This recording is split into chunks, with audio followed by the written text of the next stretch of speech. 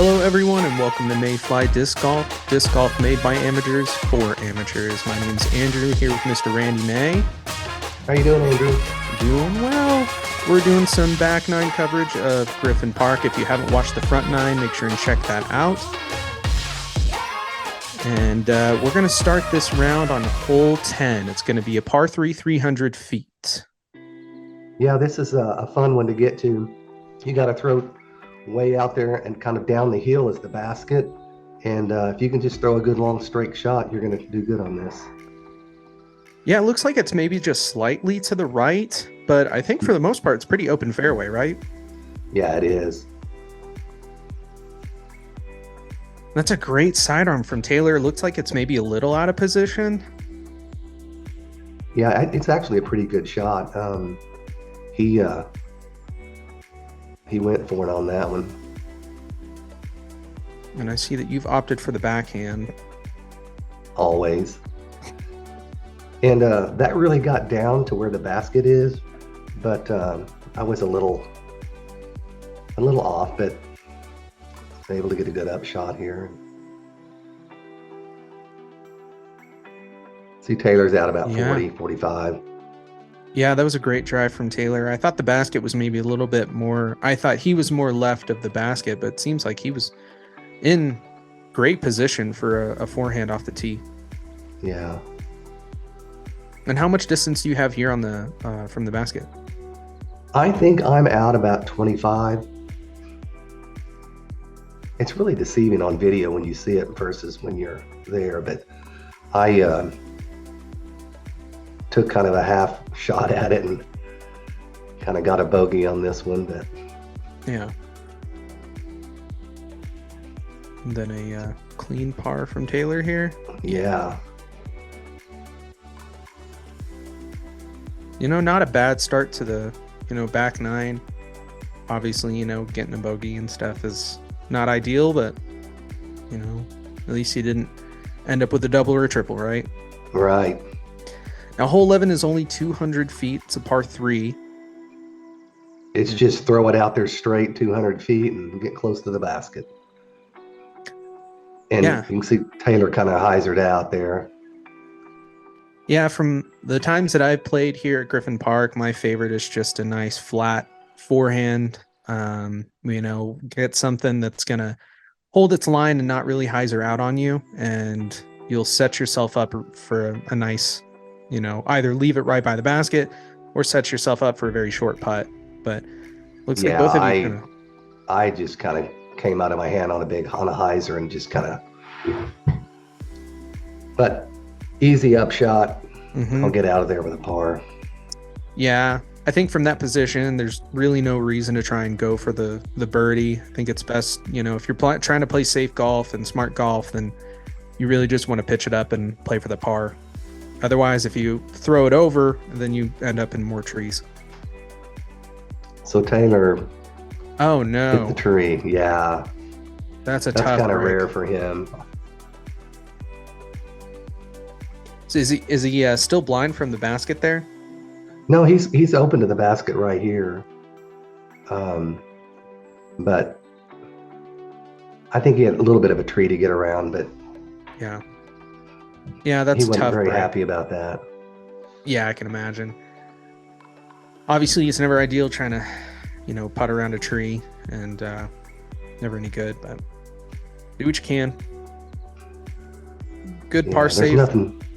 Nothing better than getting it right next to the basket and just dropping it in. So we're tied up here. And moving on to hole 12, 276 feet. Can you tell us about what the shot shape is here? Just kind of a straight, have it kind of ante out to the right if you can. And if you can keep it kind of low, and Taylor kind of did here and just kind of scooted up to the basket, which, pretty good shot. He kind of, not his best throw, but wasn't bad. Yeah, really not a bad throw. I mean, obviously a little bit low and just kind of left himself with a little bit of a putt, but. Now I'm going to try to kind of do a backhand, a little bit of ante on it. And lately I've been doing that. And they've been kind of coming out low on me, but I got up there pretty good.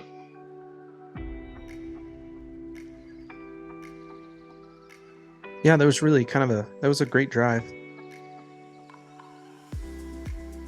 So Taylor left him quite a bit. Uh, but Great bid though. yeah, he's there for the par.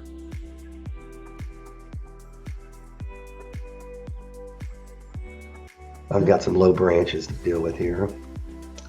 So I just pitched up and said, let me get out of here with a par. Yep. Smart golf. Always.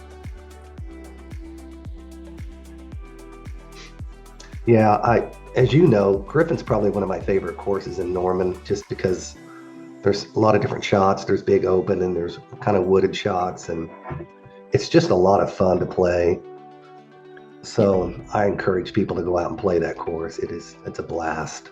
Yeah. Yeah, Griffin's a great course. I feel like it leaves you with a lot of different shot options and you know, you get to test all different strengths and all different aspects of disc golf. You know, shot shaping, you know, big distance drives. Get to really try it all, especially here on hole 13, 242 feet. Yeah, you want to just get down there with a big hyzer, hit that gap between those trees, and sail it up to the basket if you can. It's a fun shot, and you can see that I left it a little bit short, but and that's Taylor's disc down there. We missed his tee off. I did when I was recording, so apologize about that. But there's the basket. Yeah, you know, it's interesting because when you're coming off the tee, you think that the basket is closer towards that opening that you want to kind of aim for, but it's actually a lot deeper than what you expect for a 242-foot hole. It is, but if you get the right shape, you can see an extra disc down there. What after I went through a second shot because I can hit that gap, and of course I hit it up there and I could have birdied it, but that wasn't my shot. I just but I had to throw another one because I love hitting that gap and getting up in there. Yeah, it makes you think. I wonder, you know, if sort of like a high hyzer shot, you know, over those trees is also something that other disc golfers can try. Yeah.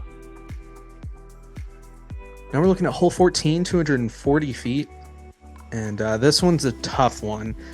It's a very narrow fairway, and then you've obviously got that big log wall that you either can pitch up to and kind of let that be your landing zone, and then have somewhat of like a 25-30 foot putt, or try and get it around those logs and give yourself something shorter. Yeah, if you can get up there to the logs and kind of get it right in front of them, you've got a good look for a birdie. I think the initial gap here is really the hardest part about this hole. This is probably one of the more difficult holes, deceptively difficult holes here at Griffin Park. It's just such a tight fairway. It makes it so much more difficult. Yeah, watch this upshot from Taylor. Wow, what a great approach. Yeah, that was nice. Yeah, that was really impressive being out And of position. I had these trees I had to deal with, and so I had to go between those trees to get up to the basket, and so I didn't have much of a look, but just play safe. Yeah. Yeah, I think, like I said, you know, if you can get clean off the tee here, then you really set yourself up well. It's more so just about getting that shot off the tee. Yeah, and you can see if you go long, there's a bunch of water down there. Mm-hmm. But it's a fun hole. Yeah, it's a great hole for the course, and I think it's just a testament to, you know, how well this course is designed. And even moving on here to hole 15, 175 feet, probably the shortest hole on the course, but also deceptively difficult. Lots of trees in the fairway, and so you just have to, you know, kind of find your line and get to the basket. Yeah, and there's kind of that big gap there, and you think, oh, I can hit that, but like you said, it's pretty deceptive and it's kind of hard. Now, my throw here was the tree kick love of the day shot, if there is such a thing. Boom. Wow. Yeah. That So is, I'm parked by the basket with a bad shot. So um, the disc golf gods were in my favor that shot. yes, they were. Lots and lots of tree love there. That's might be one of the crazier shots I've seen in a while. Yeah. I don't think it made the Sports Center highlights though. No, but I bet That's a if nice we putt. that was a good putt. But I bet if we sent it into them, I bet they'd Yeah. feature it. Yeah. Old guy throws tree love shot. And Taylor loves to walk off without his disc like that all the time. And then I'm guessing just a very easy birdie here for you. Yeah, I was so lucky. But luck plays a lot in disc golf. Yeah, that is true.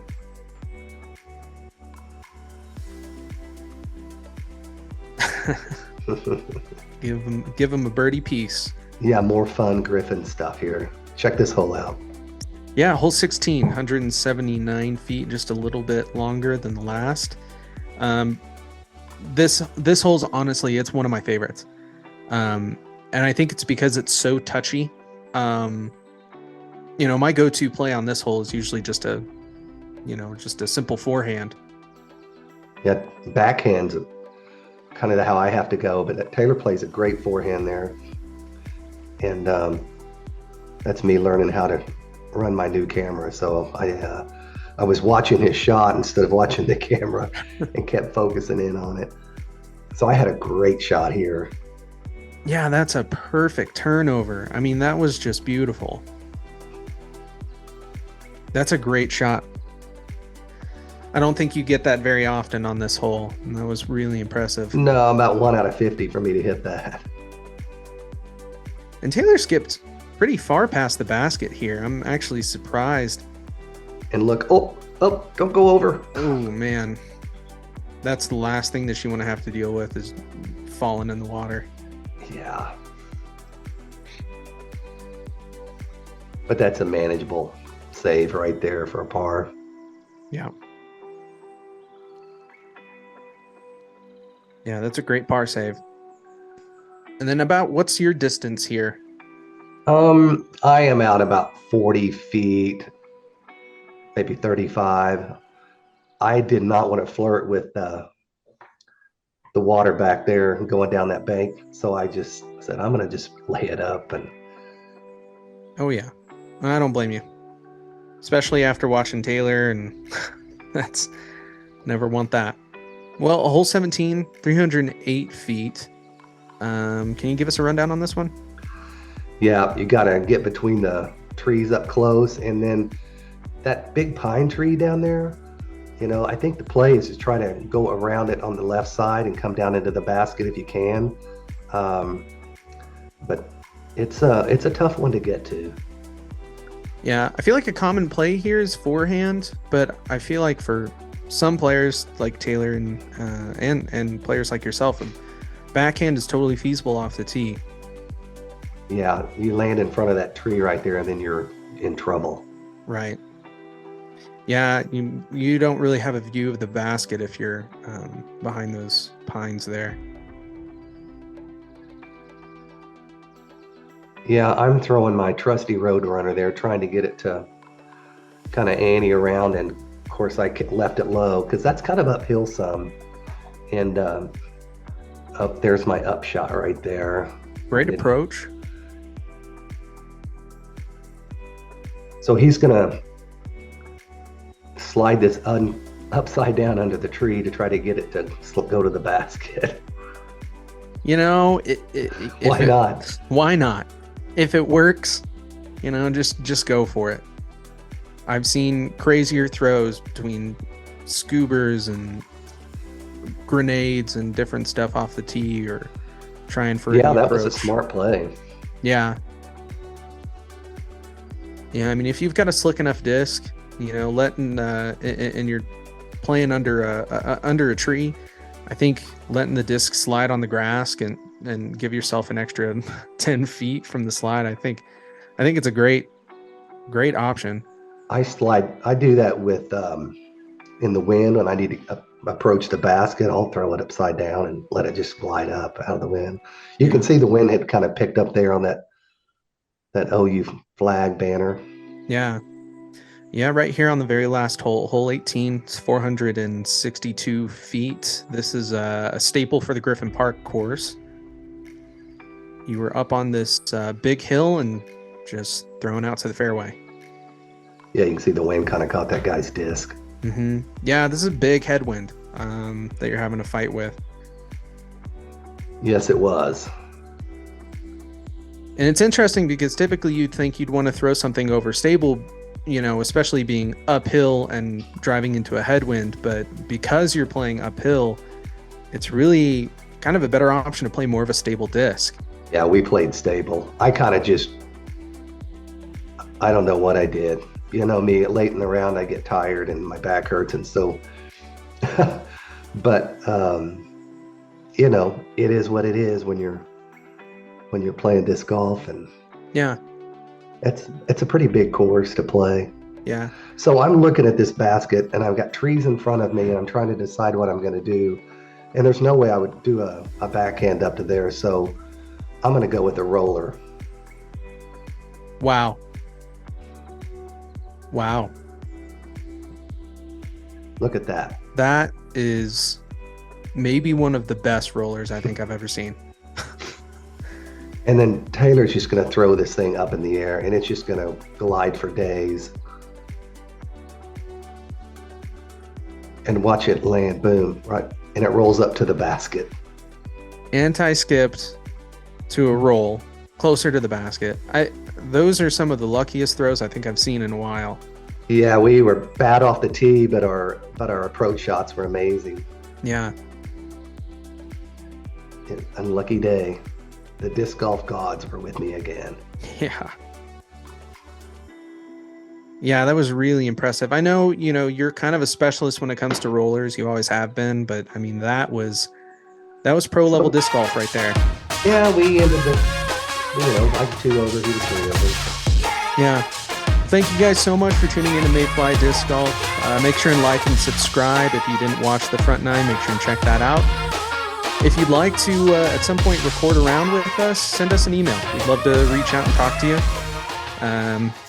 But, if you're in Oklahoma. If you're in Oklahoma. But thank you guys for tuning in, and we'll see you on the course. All right, thanks, guys.